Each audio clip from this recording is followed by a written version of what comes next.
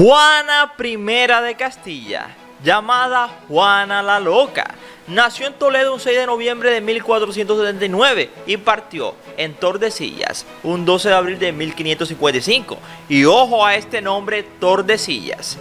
Ella fue reina de Castilla, teóricamente, pero realmente no lo fue, porque fue encerrada en la Casa Castillo Cárcel de Tordesillas como una presa por parte de su propio padre, el rey Fernando el Católico, y después por orden de su propio hijo, el rey Carlos I, para apoderarse del trono. Pero durante tanto tiempo ella fue nombrada como Juana la Loca. Entonces, quienes escribieron su vida se encontraban influenciados por unas creencias y un contexto determinado.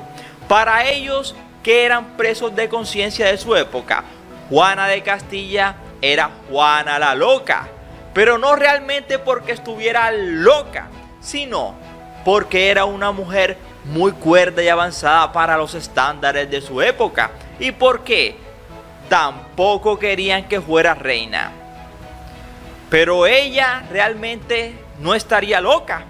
Quizá lo que estaba es mucho más cuerda de lo que esperábamos todos de ella, que no dejaba de ser una mujer avanzada para su época. Así que hoy te invito a que te sientes, te relajes y disfrutes y veas el siguiente video de Juana la Loca, cómo vivió. Somos 007 Ernie Videos, trayéndote lo que nadie te trae, mostrándote lo que para muchos es un misterio. Y una vez más, gracias por preferirnos. Cada día somos más y recuerda que tú eres nuestra estrella, mis estrellas.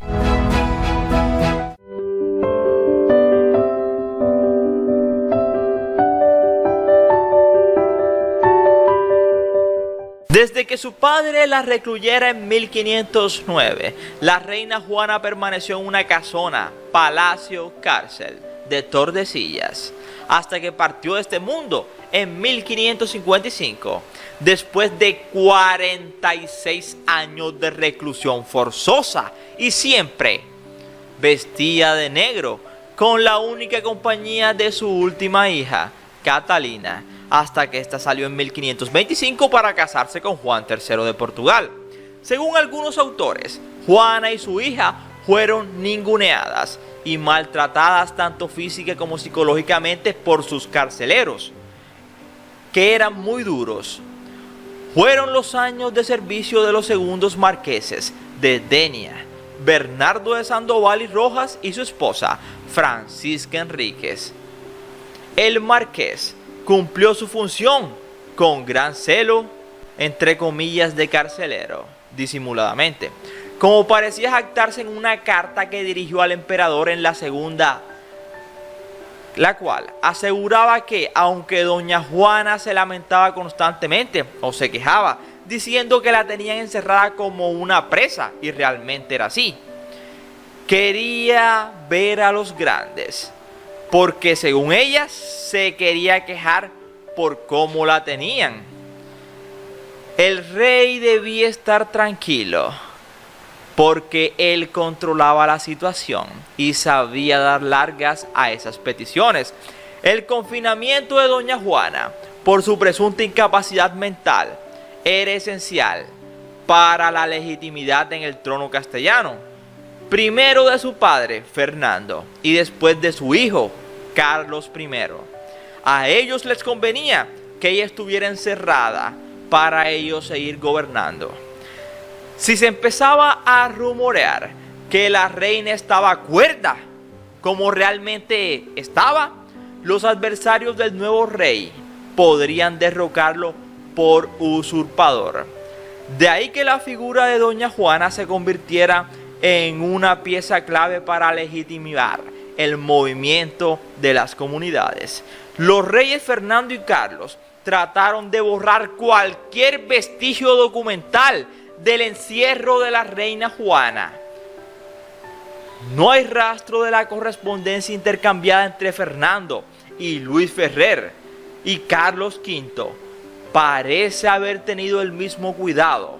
Incluso Felipe II ordenó quemar ciertos papeles relativos a su abuela para que nadie supiera realmente qué estaba pasando con ella.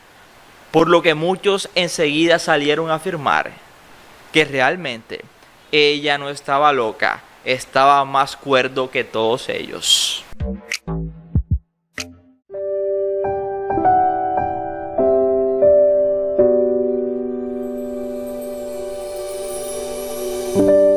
Como era de costumbre en la época de esos siglos, Isabel y Fernando negociaron los matrimonios de todos sus hijos con el fin de asegurar objetivos diplomáticos y estratégicos, a fin de reforzar los lazos con el emperador Maximiliano I de Habsburgo contra los monarcas franceses de la dinastía Valois. Ofrecieron a Juana en matrimonio a su hijo Felipe, archiduque de Austria, más conocido como Felipe el Hermoso. A cambio de este enlace, los reyes católicos pedían la mano de la hija de Maximiliano, Margarita de Austria, como esposa para el príncipe Juan. Con anterioridad, Juana había sido considerada para el delfín Carlos, heredero al trono de Francia, pero no fue así. Incluso, también fue pedida en matrimonio por el rey Jacobo IV de Escocia. Era muy solicitada en la época. En agosto de 1496, la futura archiduquesa partió de Laredo en una de las carracas genovesas al mando del capitán Juan Pérez. La flota también incluía, para demostrar el esplendor de la corona castellano-aragonesa, a las tierras del norte. La travesía tuvo algunos contratiempos. En primer lugar, lo obligaron a tomar refugio en Portland, Inglaterra, el 31 de agosto. Juana por fin llegó a las tierras del norte, pero no fue recibida por su prometido debido a las disputas que mantenían los consejeros, quienes no estaban de acuerdo con Felipe en esa alianza de matrimonio pactada por su padre, el emperador. Aún así, en 1496 los consejeros albergaban la posibilidad de convencer a Maximiliano de la inconveniencia de esa alianza. Sin embargo, la boda se celebró formalmente por fin el 20 de octubre de 1496 en la iglesia colegiata de San Gumaro de la pequeña ciudad de Lier, gracias a la influencia de la familia Burgess, cercana a la corte, asentada allí. Aunque los futuros esposos nunca se habían visto, nunca se habían conocido, se enamoraron al verse. Fue amor a primera vista, Felipe el Hermoso y doña Juana.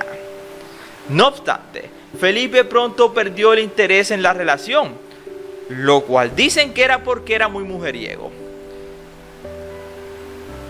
Eso hizo nacer en Juana unos celos que han sido considerados como patológicos por varios autores, y de allí viene el apodo de Juana la Loca.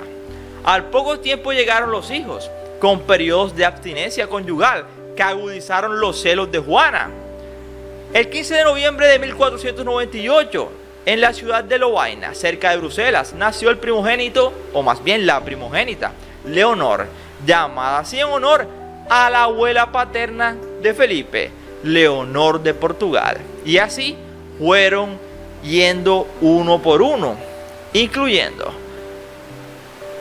pese al avanzado estado de gestación de su segundo embarazo, del que nacería, óigase bien y atentos, Carlos, llamado así en honor al abuelo materno de Felipe, Carlos el Temerario. Ese nombre Carlos sería el hijo de Juana, el cual para muchos fue quien usurpó el trono de su madre. Varios sacerdotes enviados a Flandes por los reyes católicos informaron en este tiempo de que Juana seguía resistiéndose a confesarse y a asistir a misa, lo cual era una afrenta para la época. Y es que Juana, además de ser mujer, era hija de reyes. Eso hizo que su matrimonio fuera una pantomima y que siendo niña fuera utilizada por sus propios padres como una carta que había que mover y jugar a su antojo en el tapete más provechoso. Así fue que con 16 años, sin conocer ni nunca antes visto a su marido, ni saber nada más de él, que era heredero de las más importantes cortes de Europa, fue enviado a Francia para encontrarse con quien sería su futuro esposo y dueño. Ya que en esos tiempos y en esos ambientes no había mucha diferencia entre ambas cosas, esposo o dueño.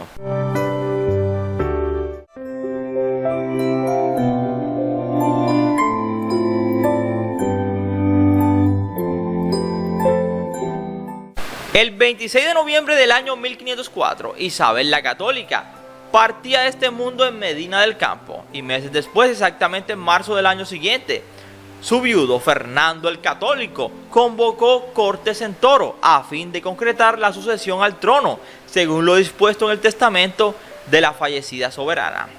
Con ello iba a comenzar una de las más feroces crisis dinásticas de la historia de España, la lucha por ejercer la regencia de dos hombres, Fernando de Aragón y Felipe de Habsburgo, en nombre de la única reina propietaria, Juana de Castilla, quien era la legítima reina que tenía que llegar al poder. Las disposiciones testamentarias de Isabel la Católica no dejaban lugar a dudas. Ordenó e instruyó: por mi universal heredera de todos mis reinos y tierras y señoríos, y de todos mis bienes raíces, a la ilustrísima princesa doña Juana, archiduquesa de Austria, duquesa de Borgoña, mi muy cara y muy amada hija. Sí, la reina era muy rica. No obstante las circunstancias, ya que como duquesa de Borgoña, Juana residía en Flandes, y la prudencia, dado el evidente desequilibrio emocional de la princesa, que en teoría está un poquito loca, hicieron que la reina añadiera: en caso de que la dicha princesa, mi hija, no esté en estos mis reinos, o estando en ellos no quiere entender en la gobernación de los mismos, el rey mi señor rija y administre y gobierne los dichos reinos y señoríos, en tanto que el infante don Carlos mi nieto, heredero de los dichos príncipes, sea de edad legítima para los regir y gobernar. Pese a que la reina había dictado testamento en la sola presencia de Gaspar de Gricio, su secretario y notario en funciones, cabe adivinar la mano del rey en sus disposiciones. Es evidente que a Fernando de Aragón le interesaba Castilla, un reino bien asentado, que incluía los territorios americanos, que serían muy prósperos y ricos, y cuyas arcas financiaban mayoritariamente su política mediterránea.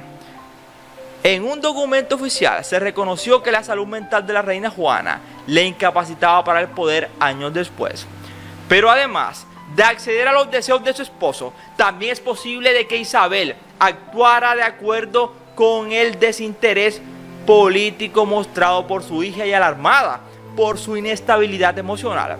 En este último punto insistió, al menos, Fernando el Católico ante las Cortes de Toro, asegurando, entre comillas: una de las causas de haberme encargado de esta administración y gobierno de estos reinos era que mucho antes de que partiese la reina, Nuestra Señora conoció y supo de una enfermedad y pasión que sobrevino a la reina doña Juana. Con ello, por primera vez, se reconocía en documento oficial de la salud mental de la reina Juana. Le incapacitaba para el poder. Pero, ¿era eso cierto? Es la pregunta del millón. Es indiscutible o indescriptible que Juana de Castilla sufriera algún tipo de patología psiquiátrica. Ya de niña había manifestado un carácter difícil y contradictorio. Era introvertida, alternaba episodios de euforia con largos periodos depresivos. Era extremadamente hipocondríaca y practicaba un misticismo exagerado que la llevaba en ocasiones a dormir en el suelo o mortificarse físicamente. Algunos autores apuntan la posibilidad de que padeciera algún trastorno de esquizoide.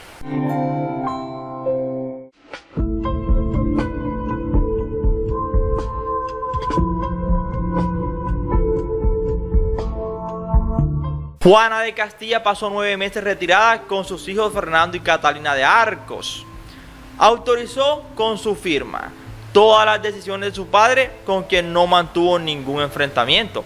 Fernando, por su parte, se dispuso a contener una vez más a la nobleza levantisca y a reprimir la ambición de aquellos que habían mostrado partidarios del archiduque y ahora parecían reclamar la acción directa de la reina Juana. Fueron estas demandas las que acabaron con el sereno retiro de Juana, decidido a evitar que llegasen hasta ellas las reivindicaciones de quienes la cuestionaban. Fernando el Católico, alegando un deterioro de su salud mental, mandó a recluirla en Tordesillas, una casa cárcel castillo. Allí, custodiada por Luis Ferrer, un hombre afectado o afecto a Fernando, permaneció en unas condiciones deplorables y con la única compañía de la pequeña Catalina. El cautiverio empeoró su estado, huelgas de hambre, rotundas negativas a asearse y participar en las celebraciones litúrgicas, frecuentes ataques de ira. Imagínense, estaba encerrada, no era para menos. No hicieron más que dar la razón a quienes la tachaban de loca. Esta circunstancia reforzó la autoridad paterna cuando el rey acudió a visitarla en compañía de algunos nobles castellanos, a fin de que estos, al verla, se convencieran de su incapacidad. A principios de 1516 falleció Fernando el Católico. De nuevo, el cardenal Cisneros asumió la regencia, a la espera de que Carlos V llegara a España. De su segundo matrimonio con Germana de Foix, el rey católico no había tenido descendencia y por tanto Juana debía añadir la corona de Aragón a la de Castilla. Sin embargo, la nueva situación no la liberó de un encierro cada vez más duro. No se trataba de un encono particular de sus carceleros hacia la reina, ni de la ambición del rey de Aragón, influida y mucho la escasa consideración que merecían en la época las enfermedades mentales o toda conducta que pudiera evocarlas.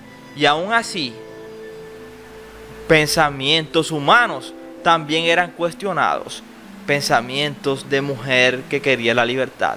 Es más, los psicólogos de la época avergonzaban a la familia que la padecía, ya que a menudo se calificaba a estas personas como poseídas. Pero lo cierto es que la obstinación de Juana en hacer la voluntad hizo que se viera reprimida muchas veces por la fuerza y siempre por las privaciones. Tan duro era su régimen de vida que a la partida del rey católico, su camarera doña María de Ulloa no dudó en escribir a Cisneros, refiriéndose las penalidades que la reina sufría en Tordesillas.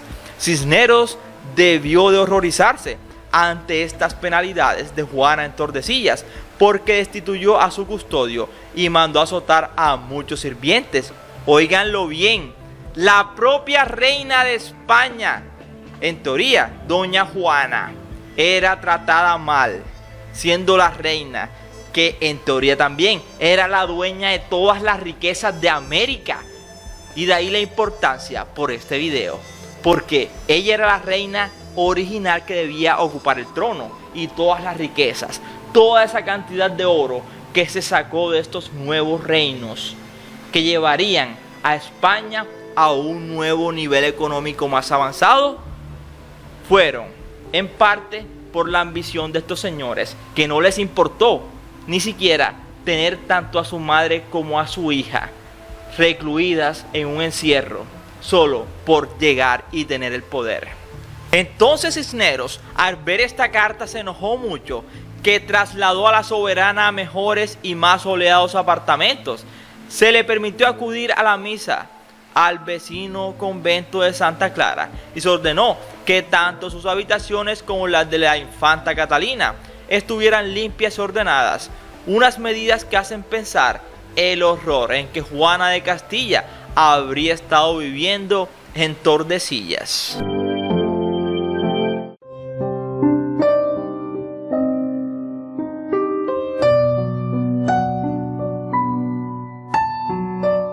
Luego de una breve visita de Carlos I, se hablaron entre ellos y entablaron una conversación, madre e hijo. No obstante, Carlos I estaba convencido de la incapacidad de su madre para reinar, aunque el tiempo que endurecía las condiciones de su cautiverio jamás aceptó titularse como único rey de Castilla.